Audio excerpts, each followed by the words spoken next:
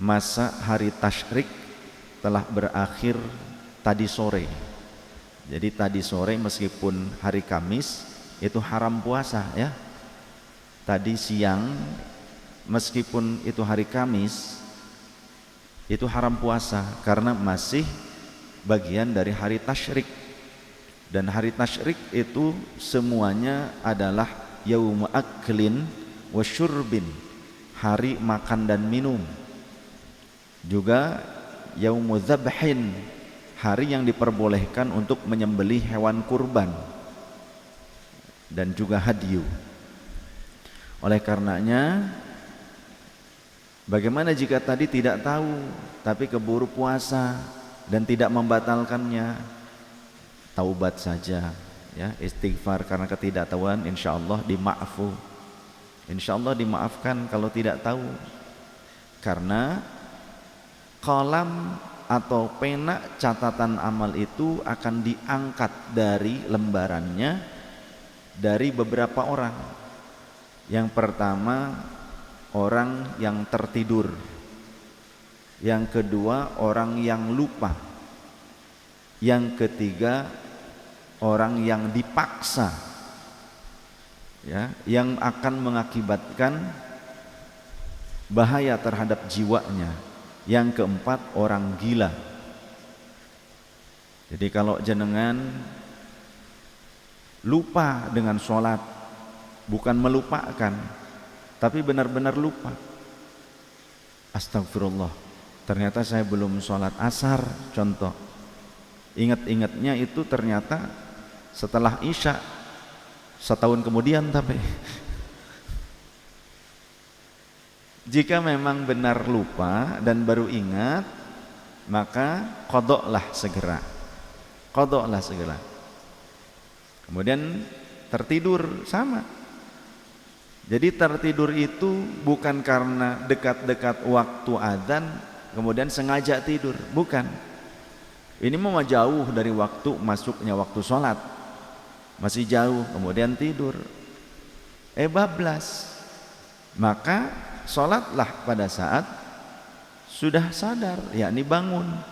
Karena Rasulullah menjelaskan, idza raqada aw nasiya, atau man raqada aw nasiya an sholatihi falyusalli idza dzakaraha. Jika ada orang yang tertidur ataupun dia lupa atas sholatnya, beneran lupa, maka hendaknya ia sholat pada saat ia sudah sadar, ia sudah mengingatnya, ia sudah bangun dari tidurnya. Jadi berarti wajib mengqadha sholat, wajib. Namun jika tertinggalnya karena lupa, karena tertidur yang tidak disengaja untuk melewatkan waktu sholat, karena benar-benar ngantuk, bablas, maka dia tidak berdosa, namun tetap wajib mengqadhanya. Bagaimana dengan yang sengaja meninggalkannya karena malas? Maka tentu lebih wajib untuk membayar hutang kepada Allah tersebut. Karena hutang kepada manusia saja wajib dibayar, apalagi kepada Allah. Sehingga jika kita memiliki kewajiban qadha atas puasa atau sholat yang fardu yang pernah kita tinggalkan sejak akil baligh, sejak berakal sehat dan juga memasuki masa baligh, di mana waktu itulah awal mukallaf kita dibebankan syariat, tapi kita telah meninggalkan sholat tersebut, maka qadha terus menerus di waktu manapun Anda mau. Karena mengqadha waktu sholat tidak harus pada waktunya. Waktunya itu ya sekarang ketika hidup. Jangan nunggu mati baru mau qadha sholat.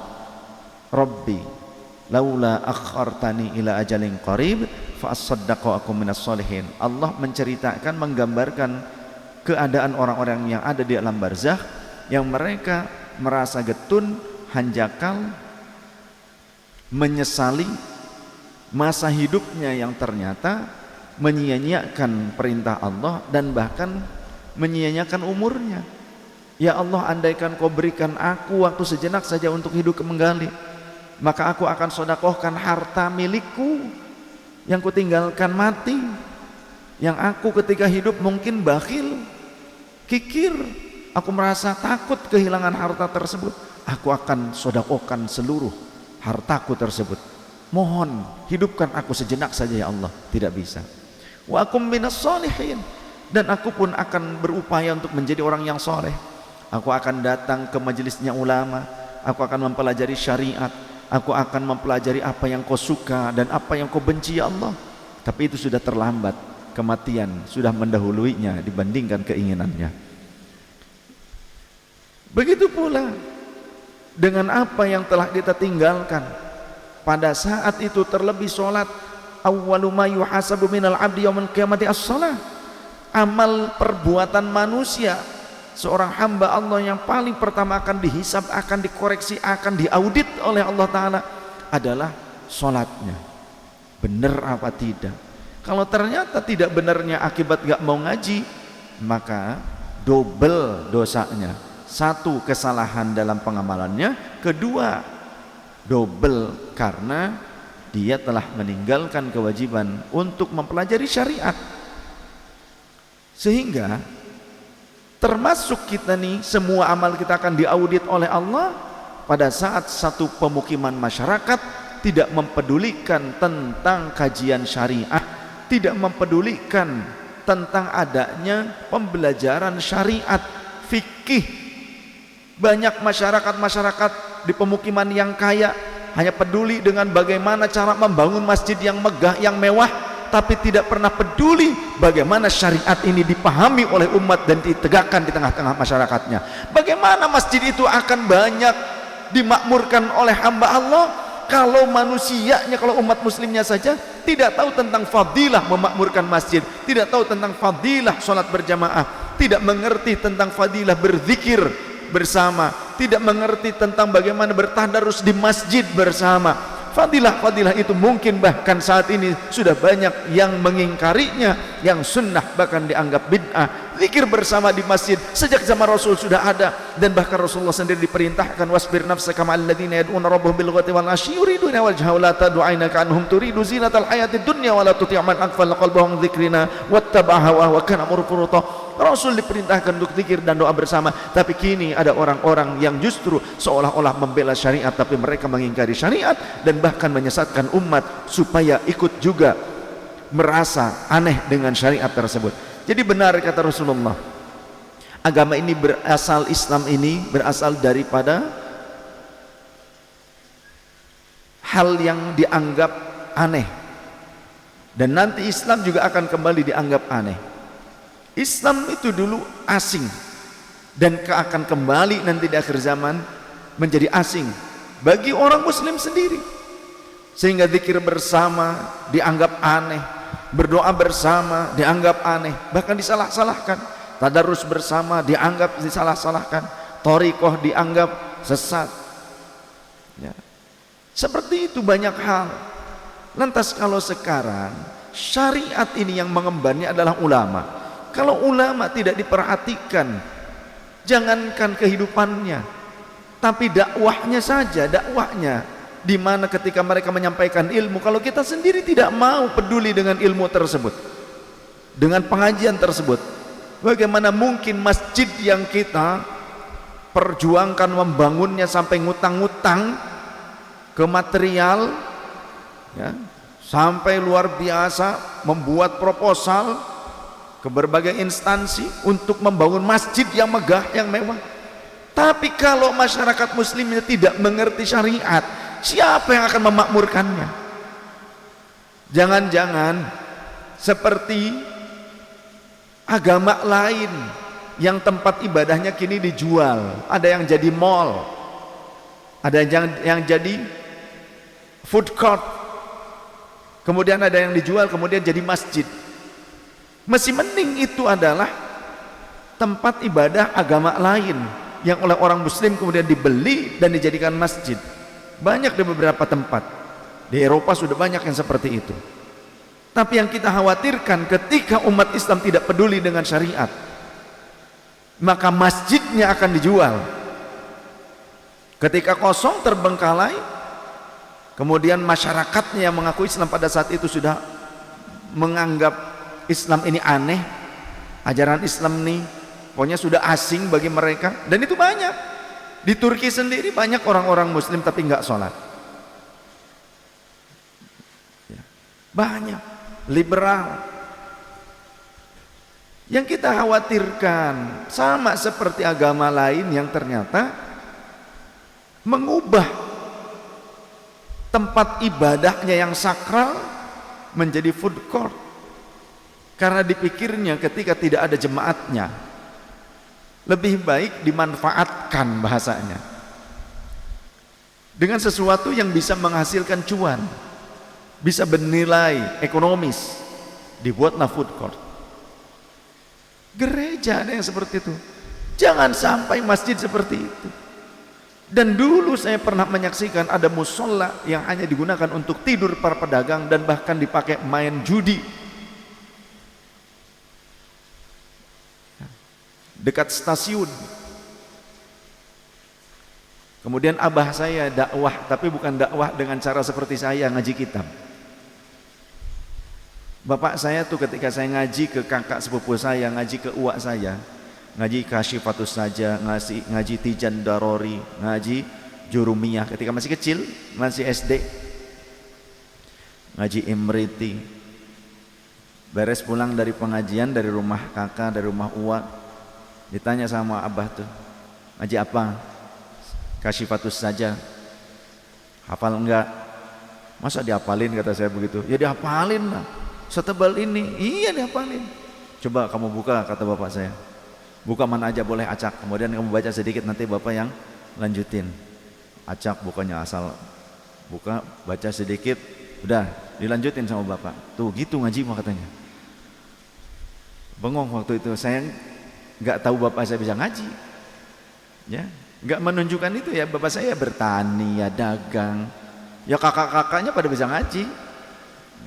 Tapi bapak nggak menunjukkan ngerti kitab, enggak.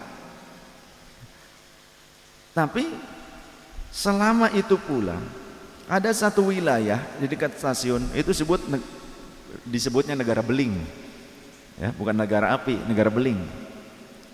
Udah segala macam pencurian, pemabukan, madon gitu kan, udah segala macam lah di situ ada. Ya. Bapak saya tuh dakwahnya justru nongkrongin mereka. Suatu ketika tiba-tiba bapak saya kenapa sering ke sana, ke lingkungan area kampung itu. Oh geger. Nenek saya yang ulama wanita, seorang alimah, ya pendakwah, pengajar, punya pesantren di rumah gitu, keluarga. Tapi kenapa bapak? Dulu kalau ada yang ke kampung itu tidak anggapnya, udah pokoknya berarti orang nggak bener lah gitu ya. Udah kayak ini lagi kalau di doli kayak gitulah ya, bukan doli. Kalau doli mah lebih spesifiknya ke prostitusi, ini bukan. Wah, pemabukan apa segala macam ada di situ, judi gitu kan, nyopet, nyuri. Pencurinya juga sakti-sakti. Jadi di kereta tuh nempel. Gitu. Ada namanya Mang Enin, punya kakaknya saja motornya diambil, kemudian ketahuan sama kakaknya, ditinggang sama pakai timbangan yang kuningan tuh, timbangan kuningan yang 100 kilo tuh, tinggang ininya, kepalanya timpa, jet, itunya timbangannya melehoi, orangnya yang ditimpanya malah ketawa-ketawa gitu. Tapi sama bapak saya dibawakan jantung pisang, takut ngacir orangnya, tahu kelemahannya. Nah, bapak saya nongkrongin tempat-tempat seperti itu. Ada musola karena memang dibuat oleh PT KAI kalau sekarang, kalau dulu PJKA dibuat gitu kan, tapi tidak digunakan untuk sholat, bukan untuk itu, tapi pada bau pesing, dipakai tidur tukang dagang, dipakai main judi, musola. Tapi alhamdulillah setelah cara abah tuh dakwahnya bilhal gitu kan, kemudian tidak ke sana lagi. Setelah tidak ke sana, yang melanjutkan kakak-kakak sepupu. Bahkan kakak sepupu saya menikah dengan warga setempat itu juga, yang kini sekarang alhamdulillah, yang dulu dipakai tempat judi sekarang diwakafkan jadi majelis Musola yang dulu dipakai tempat tidur, tempat judi, sekarang direnovasi jadi tempat ngaji. Yang dulunya ya raja copet, ada raja copet akhirnya jadi santrinya kakak saya, kakak sepupu. Raja copet itu kan, ya tukang mabok. Pas mau sadar tuh minum dulu satu kerat katanya, kata beliau yang bilangnya. Nah sampai sekarang orangnya tuh puasa terus tiap hari, kecuali 5 hari dalam setahun, Idul Fitri, Idul Adha, dan 3 hari tasyrik, karena itu haram puasa. Saya tanya, saya manggilnya Mang, Mang, kenapa sih puasa terus Mang? Dulu saya sebutnya kalau di kampung si Wali gitu, Wali, dulu saya nih orang gak karuan katanya. Wah segala macam, nyopet iya katanya, mabok iya gitu, gelut iya gitu, segala macam. Saya nih dulu seperti itu, buru-buru puasa. Jadi sekian lamanya, sekian tahun saya nggak puasa. Sholat juga nggak sholat dulu, dari mulai akil balik. Pada saat sudah ngaji ini saya ngerti. Beliau sekarang jadi ustadz, ngajar Quran, fasih, bisa baca kitab. Ya, belajarnya ya di kampung saya, di keluarga kami. Dan di situ sekarang bikin pengajian juga. Selain kakak sepupu saya, beliau juga bikin. Kemudian ada yang lain juga yang saya kenal seperti itu. Kemudian ada wanita tunasusila yang ngaji ke nenek saya. Ya, ingat saya dari nggak ngerti huruf, buta huruf sampai terus setiap hari datang ke nenek saya, ikut ngaji dengan santri-santri yang lain. Nggak malu. Saya kenal beliau. Karena dekat kan, tetangga kampung. Kemudian sampai bisa fasih baca Quran. Dan insya Allah wafatnya juga husnul khotimah. Nah, jadi kalau jenengan-jenengan ini yang tampangnya ini santri tampangnya, gitu kan? Itu. Tapi jiwanya jiwa tukang santet ini. Tampangnya santri, isinya santet ini. Jangan sampai begitu. Harus lebih intens dengan Quran. Jangan cuma ponsel saja, sehari-hari ponsel saja. Ngaji di mana? Ahbabur Rasul, hebat ya Ahbabur Rasul, gitu kan. Udah pinter dong baca Qurannya. Tara handphone mah pinter. Kalau yang taunya itu manusia kita malu, tapi kalau yang taunya itu Gusti Allah sudah pasti tahu. Dan malaikat auditor nanti di dalam kubur tahu kelakuan kita. Gak peduli dengan Quran, gak peduli dengan ngaji. Ada tetangga, di mana rumahmu dekat dengan majelis, dekat dengan pengajian, dekat dengan ulama, suka ngaji? Enggak. Kamu tahu tentang ini bahwa kamu sholatnya gak benar, wudhumu gak benar, baca Quranmu belepotan, gitu. Nggak tahu. Kamu tahu di dekat rumahmu itu ada orang alim, ada pengajian, ada pengkajian Quran, tahsin, tajwid, mujawwidil Quran, ada pengajian fikih, bahkan mungkin kadang juga datang ke rumah-rumah kamu. Kamu tahu nggak gitu? Ada tangga-tangga kamu itu rumahnya ketempatan ngaji. Iya, tahu. Kamu ikut nggak? Enggak. Kenapa? Malas. Allah Maha tahu di situ, malaikat auditor ada di situ. Apa yang kita rasakan? Andaikan sekarang saja kalau kita ketemu dengan orang lain di luar, kemudian mereka tahu dengan majelis ya, atau orang alim yang mengajarkan di sekitaran kita, dimanapun, bukan tentang Ahmad Rasul saja. Kemudian orang itu ketika berjumpa dengan kamu, dia bertanya, kamu tahu dengan orang alim yang bernama Fulan? Ya. Dengan majelisnya ulama Fulan? Ya. Dekat? Oh dekat. Kamu suka itu ngaji? Enggak. Malu nggak kira-kira? Apalagi kalau orang tersebut berkata, kenapa emang tanya? Ya saya juga kadang suka sebulan sekali ikut, ya padahal jauh. Nah kamu yang dekat gimana? Ternyata enggak. Kira-kira malu enggak? Malu kan kalau orang punya akal sehat, punya nurani. Bagaimana nanti kalau ternyata yang bertanya Allah Ta'ala?